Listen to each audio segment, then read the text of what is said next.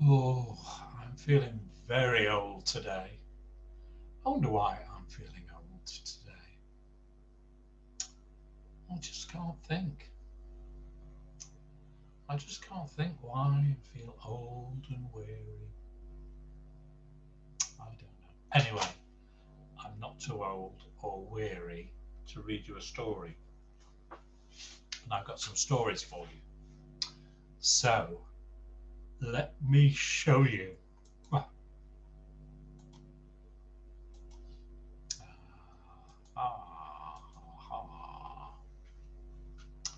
Well, somebody somebody called Aureliano has asked for a book, a story called The Pig in the Pond. I think this is the one, isn't it, Aure? Yeah, we had this book. I've been looking for it. I don't know where it is. I must have been, it must have either been given away or taken somewhere or I don't know. Anyway, I've ordered a new copy from Amazon and should be here soon. So as soon as it's here, I'm going to read it for you. But tonight, it's not the pig in the pond. We're going to have a look at Aesop's Fables. Aesop's Fables are a really famous series of stories. And I think I was telling you yesterday that a fable is a short story.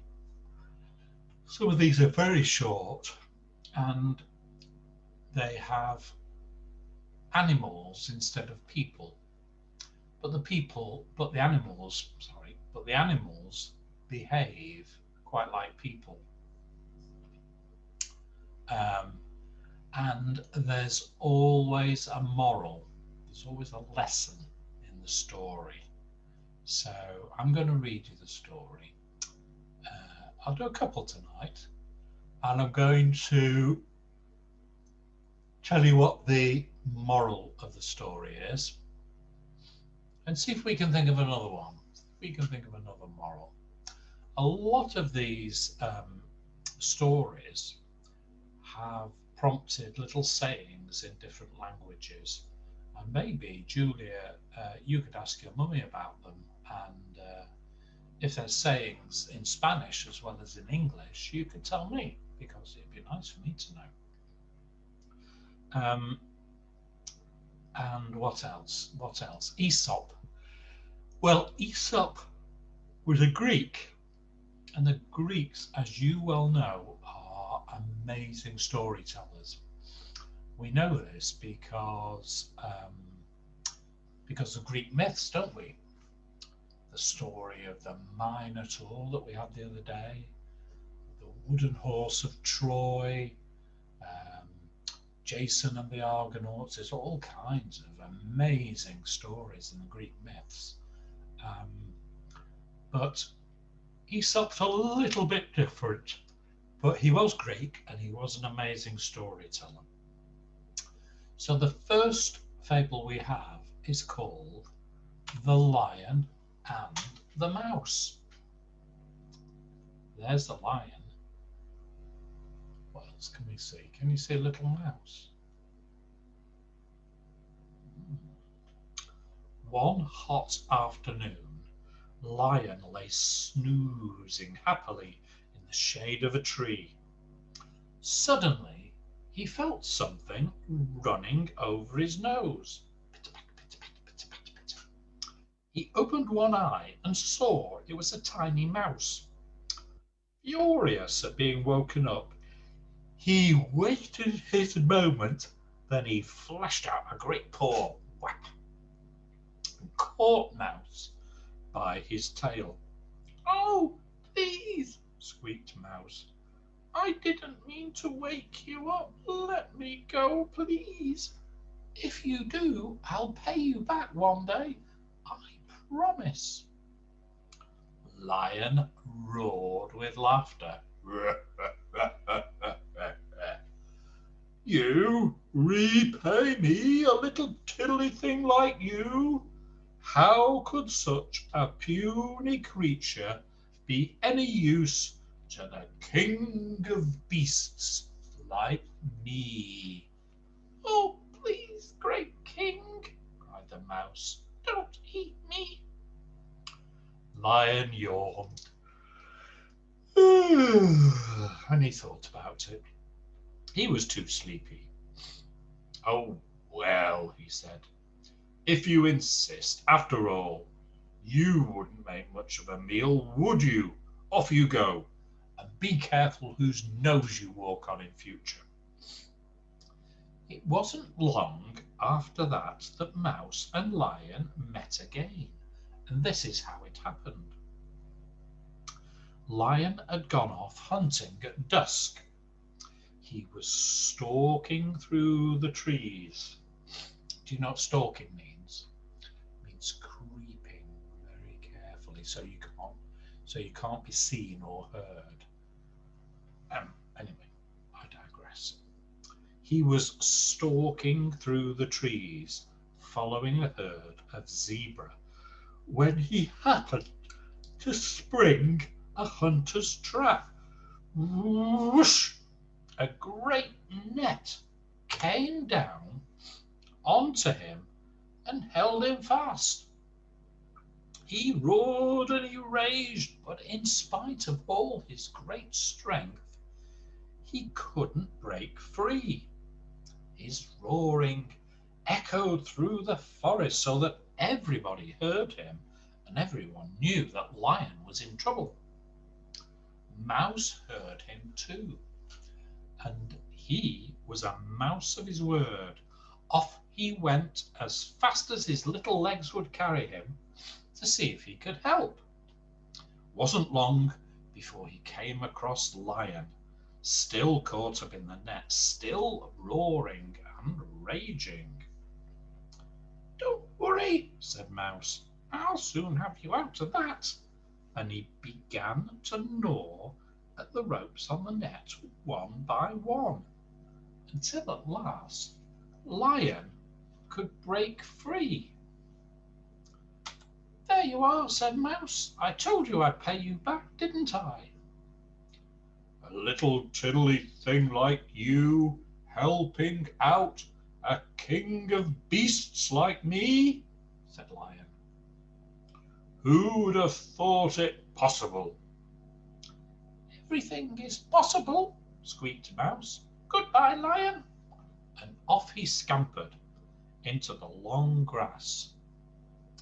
And the moral of this story, according to Aesop, is kindness is more important than strength. Kindness is more important than strength. What do you think? I think I know another moral to this story.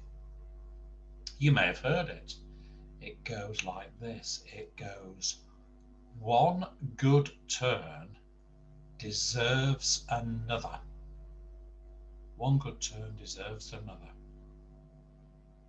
Indeed. I've said we've got another story, and so we have.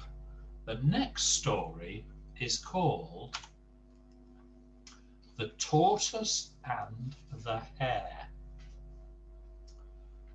One day in March, after a morning of carefree cavorting and capering with her friends on the hillside, Hare was haring her way home along a track when she came across Tortoise.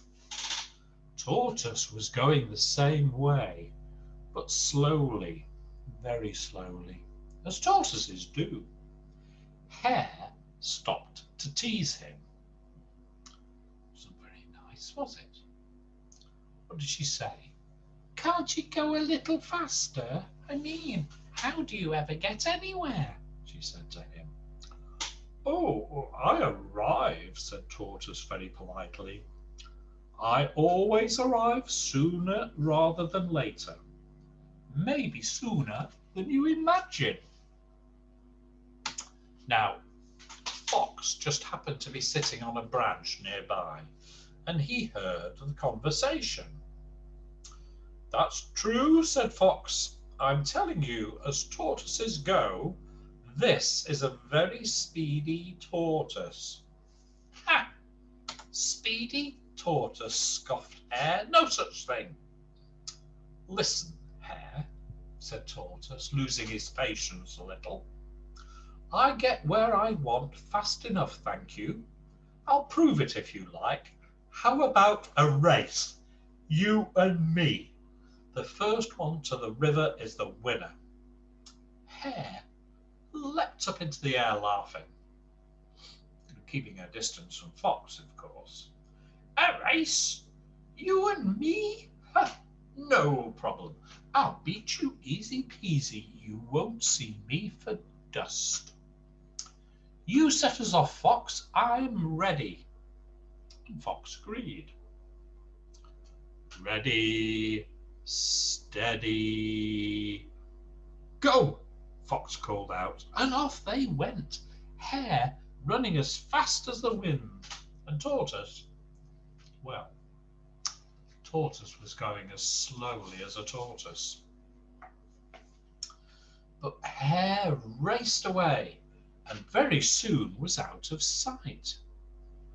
But when she next looked behind her, Tortoise was nowhere to be seen. Hare thought to herself, "There's no point in showing off if no one's watching. I'll just lie down here in the sun and have a nap and wait until Tortoise comes. No worries." And before she knew it, she was fast asleep. Meanwhile, Tortoise just kept plodding on, slowly, steadily, until at last he came to where Hare lay sleeping on the grass. And he thought to himself with a smile, "Hare looks tired out with all that running. Poor old thing. Best not to wake her." And on he went, slowly, steadily up the hills and down the hills towards the river. Just then a fly landed on Hare's nose. She woke up with a start and immediately remembered the race. She tore over the fields as fast as she could go, but it was too late. By the time she reached the river bank, Tortoise was there already, having a nice drink. What kept you, Hare?" he asked. But Hare was so cross that she walked off in a huff, far too cross with herself to reply. And Fox laughed himself silly all the way home. Now, according to Aesop, the moral of this story is speed isn't everything. There are other ways of winning. My mum used to say, "Slow and steady wins the race." It's another way of saying speed isn't everything, I suppose. I can think of another one though. What do we say nowadays? We say, "You snooze, you lose." You snooze, you lose. That's what Hare's doing, isn't it? Do you like Aesop's fables? Hare doesn't. Maybe I'll read a couple more for you tomorrow, if you'd like me to. You let me know what you think. Tell me if you like them. If not, we maybe do another one, something different.